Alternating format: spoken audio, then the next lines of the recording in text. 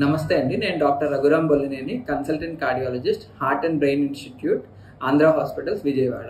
ఇవాళ మనం heart attack, cardiac arrest అంటే ఏంటి అనేది చూద్దాం. రెండిటికి తేడా అనేది ఉంది. హార్ట్ అటాక్ అంటే గుండె రక్త నరాల్లో క్లాట్స్ ఫామ్ అవటం వల్ల గుండెకి రక్త సరఫరా తగ్గి గుండె కండరాలు వీక్ అవటం వల్ల వచ్చే లక్షణాలని హార్ట్ అటాక్ అంటాం. అదే కార్డియాక్ అరెస్ట్ అంటే గుండెలో కరెంట్ సిస్టమ్ అనేది ఉంటుంది. ఈ కరెంట్ సిస్టమ్ సడన్ గా ఎఫెక్ట్ అవటం వల్ల గుండె సడన్ గా ఆగిపోవటం, దీనివల్ల పంపింగ్ సడన్ గా ఆగిపోయి పేషెంట్ కుప్పకూలిపోవటాన్ని కార్డియాక్ అరెస్ట్ అంటారు.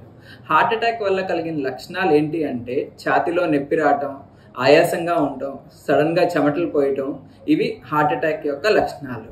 అదే కార్డియాక్ అరెస్ట్ వచ్చిన పేషెంట్ సడన్ గా కుప్పకూలి పడిపోవటం, వాళ్ళకి బీపీ పల్స్ ఏమీ తెలియకపోవటం, ఈ స్థితిలో ఉంటారు కార్డియాక్ అరెస్ట్ అయిన పేషెంట్స్. ప్రతి హార్ట్ అటాక్ వచ్చిన పేషెంట్స్ కి కార్డియాక్ అరెస్ట్ వస్తుందా అంటే లేదు. తీవ్రమైన హార్ట్ అటాక్ వచ్చినప్పుడు గుండె లయలో తేడా రావటం వల్ల ఎరిథ్మియాస్ అంటాం. ఇది సడన్ గా బాగా ఎక్కువ ఎరిథ్మియాస్ రావటం వల్ల అప్పుడు కార్డియాక్ అరెస్ట్ వచ్చే అవకాశాలు ఉంటాయి. ప్రతి heart attack patient cardiac arrest అవ్వాలనే రూల్ అయితే ఏమీ లేదు.